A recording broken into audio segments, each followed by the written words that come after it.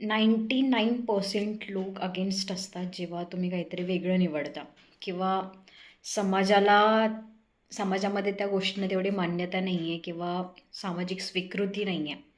आणि अशा परिस्थितीमध्ये तुम्ही काहीतरी वेगळं ध्येय निवडता आणि त्या ध्येयाच्या दृष्टीने ज्यावेळी वाटचाल करायला लागता त्यावेळी 99% लोक असतात जे आपलेच असतात, आपल्याच विरोधात उभे राहतात आणि आपल्या अगेन्स्ट असतात. मग बऱ्याचदा स्पेशली स्पिरिच्युअल लाईफ जगताना हे प्रॉब्लेम येतात. तर अशावेळी तुम्ही काय केलं पाहिजे मग? त्या 99% लोकांची बाजू घेतली पाहिजे की जो तुम्हाला इंटरनल कॉल आहे किंवा डिवाईन कॉल आहे त्याची बाजू घेतली पाहिजे? तर आन्सर येस, तुमच्या आतून जो डिवाईन कॉल आहे त्याची बाजू घेतली पाहिजे. व्हाय? बिकॉज तो कॉल तुम्हाला परमेश्वराकडून आलेला असतो.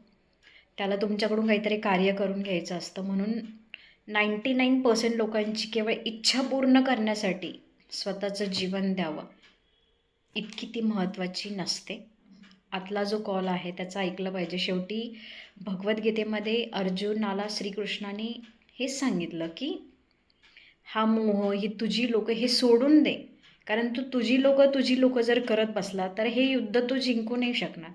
म्हणून आपल्यालाही जर आपल्या जीवनातलं युद्ध जिंकायचं असेल तर 99% लोकांना बाजूलाच ठेवायला लागतं आणि जो तुमचा इंटरनल कॉल आहे त्याचं ऐकावं लागतं.